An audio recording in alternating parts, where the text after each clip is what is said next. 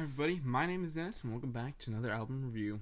Today we're reviewing the latest record from none other than Lil Pump, entitled Harvard Dropout. Now, I've never really been a huge fan of Lil Pump or a lot of the music he's done, but every now and then he does release a track that has a fun, albeit dumb, enjoyability aspect to it, and I was hoping for a lot of that from this album.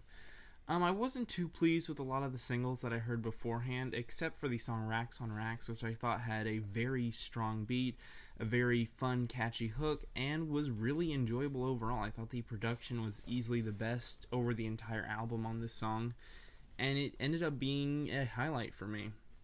But unfortunately, for an album that's meant to be a lot of dumb fun, it's more dumb than it is fun. I was really disappointed with a lot of the tracks on here. I mean, songs like Dropout and are so bland and forgettable, and they just fail to leave any sort of real impact. And that's the main problem with a lot of the songs on here, is they just fail to leave any sort of significant impact.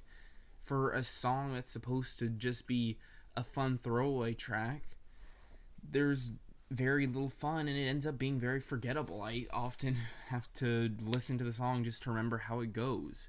I mean, I probably couldn't tell you how something like Too Much Ice or Off-White goes without hearing the song once again. I do remember certain aspects of it, like I remember that stupid Fortnite line in the song Off-White, which was really bad, and I remember a little bit of the beat on Multimillionaire, and I remember Lil Uzi having a really bad feature.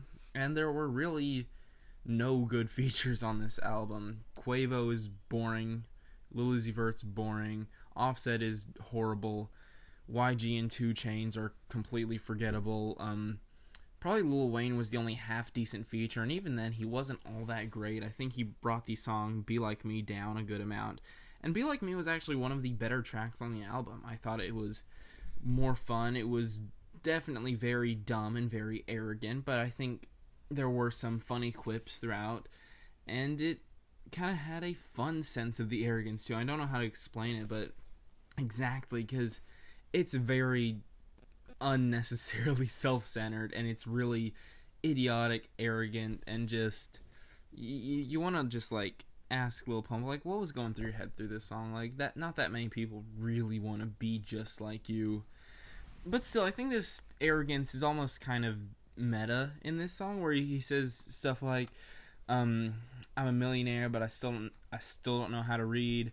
And he just says fun things like that make me think he knows that these lyrics are stupid, but he's buying into that. Now, I think I'm giving it a bit more credit than it's worth, but I do think he understands what he's doing and the significance, or oftentimes lack thereof. And I think that's a bit of an enjoyable thing to look at, especially when he at least seems like he's trying to be a little bit meta. And that makes the song Be Like Me, despite the relatively weak Lil Wayne feature, a pretty enjoyable song overall. It had a nice, catchy hook, too. The song Drug Addicts also had some pretty solid production on it. Nothing too noteworthy, but it was a solid song. I enjoyed it overall.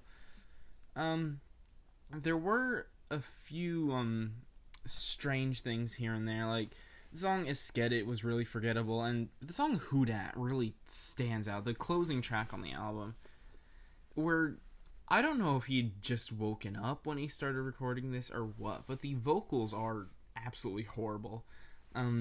They just sound so groggy, so forced, so irritating, that it makes Who Dat a very difficult listen, even in its very brief 2-minute runtime. And most of the songs on here are not even 3 minutes, which makes any unbearability they may have a lot less significant in the grander scheme of things. Actually, the only song to even hit 4 minutes was Be Like Me, and there were only a couple of tracks here and there that hit 3 minutes aside from that.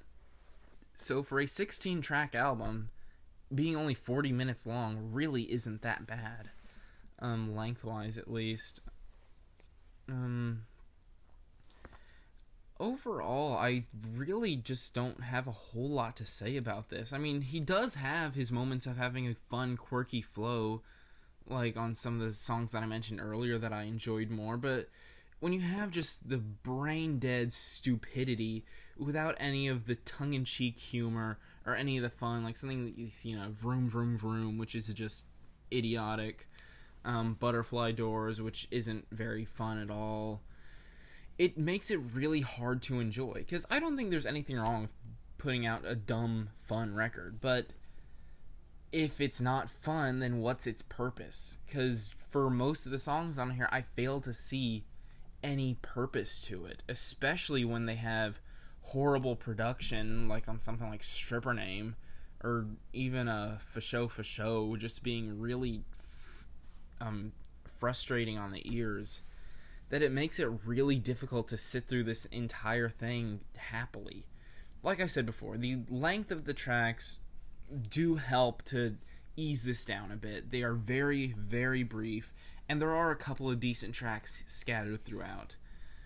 But a couple of decent tracks isn't enough to make a really solid project. So, overall, I'm feeling a solid 4 on this. Have you listened to Lil Pump's new album? Be sure to tell me what you thought of it. Be sure to tell me how wrong my opinion is, as always, and I'll see you in the next review.